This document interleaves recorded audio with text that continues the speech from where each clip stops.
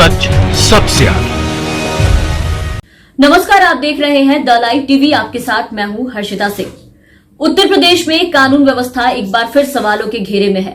आए दिन कुछ ना कुछ यूपी में हो रहा है, लेकिन सरकार और प्रशासन दोनों ही फेल साबित हो रही है। अपराधियों के हौसले जो है वो इतने बुलंद है कि वो आम जनता के साथ साथ अब वहां की पुलिस भी सुरक्षित नहीं है। ताजा मामला जो है वो यूपी के गाजियाबाद से है, जहां इस बार कनपट्टी पर तमंचा भिड़ाकर जीआरपी के सिपाही से लूट की गई है और साथ ही उसकी वर्दी भी लेकर चलते बने।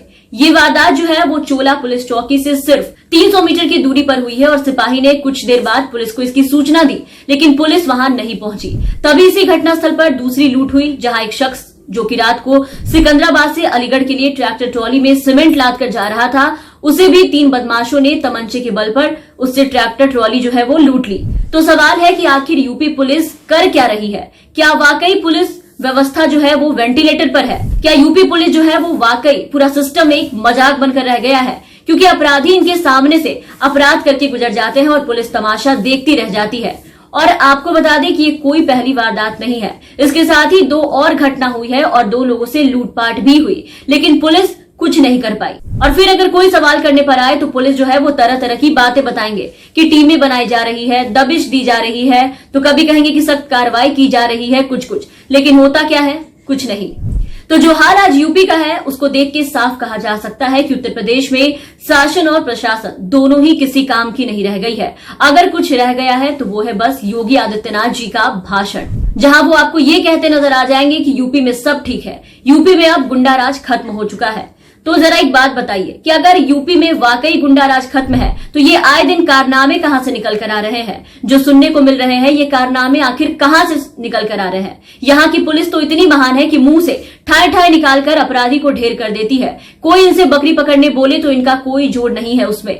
अपहरणकर्ता पकड़ने के समय इनके सामने से पैसे और लोग दोनों ही निकल जाते हैं, लेकिन ये वहां कुछ नहीं कर पाते हैं। तो सवाल जो है वो सिर्फ पुलिस पर नहीं है, सवाल जो है वो यूपी सरकार पर भी उठता है कि सरकार कितनी बेबस नजर आ रही है इन सबके सामने। आखिर सरकार इतनी चुप्पी क्यों साधे हुए? सरकार कोई एक्शन क्यों नहीं ले रही?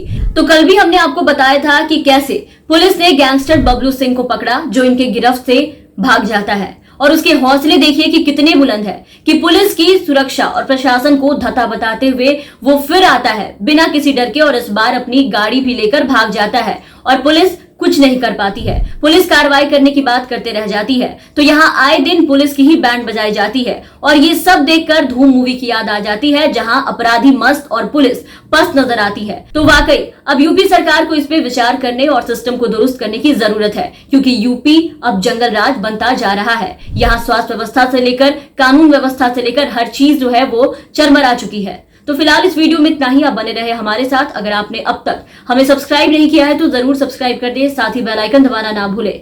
और जाते जाते आप सबसे हमारी अपील कि हमारे नए चैनल द LTV को भी सब्सक्राइब करें, बेल आइकन दबाएं। लिंक हमारे डिस्क्रिप्शन बॉक्स में दिए हुए हैं। धन्यवाद। लाइव टीवी, सच सबसे आगे।